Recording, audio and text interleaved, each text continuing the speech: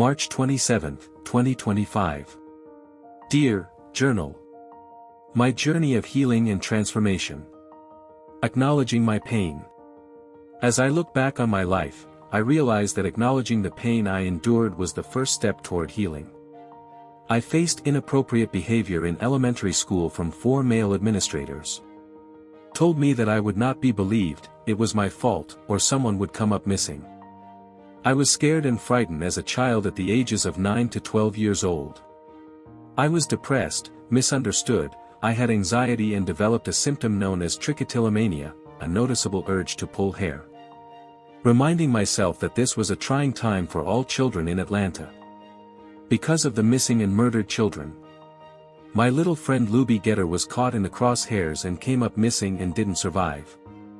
I know he's in heaven now. But, the challenges I encountered later, it felt overwhelming at times. But I learned that my feelings were valid, and it was okay to confront my pain. Writing in my journal and talking to trusted friends helped me articulate my emotions, allowing me to process what I had experienced. Finding strength in creativity. Through it all, I discovered that my passions, writing, singing, and playing the saxophone, became my lifelines. These creative outlets allowed me to express myself and channel my experiences into something beautiful. They provided a release, helping me transform my pain into purpose and giving me the strength to keep moving forward.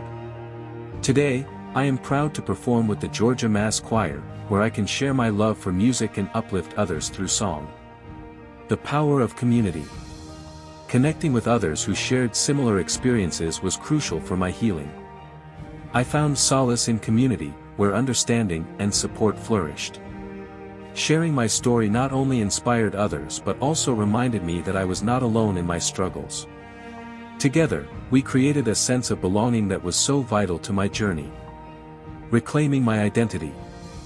Navigating changes in my identity was challenging, especially when I felt the need to reinvent myself. I learned that embracing change could be a powerful catalyst for growth. I began to see my new identity as part of my journey, a step toward healing and self-discovery. Reframing my narrative helped me focus on the lessons learned and the strength I gained from my experiences. My journey wasn't just about the pain, it was about how I rose above it. Moving forward with purpose. Setting goals for my healing became essential. I started with small, achievable steps related to my mental and emotional well-being. Whether it was attending therapy, engaging in creative activities, or practicing self-care, each step brought me closer to a healthier version of myself. Professional achievements. At the age of 22, I became the youngest assistant manager at Home Depot, a role that taught me invaluable leadership skills and resilience. My professional journey took another significant turn when I filed a case against Ford Motors, Reuben Camp versus Ford Motors, which ultimately landed my story in the Civil Rights Movement section at the Atlanta History Center. In 2009, I unionized Goodyear Rubber and Tire Company with the help of the United Steel Worker Union, further enriching my career experiences. However, my journey was not without its challenges. In 2016, I became a patient at Emory Wesley Woods, where I learned more about the importance of mental health and support systems. In 2018, I took a proactive step toward healing and community engagement by proposing the development of the Emory Winship Cancer Institute's Art and Health Program.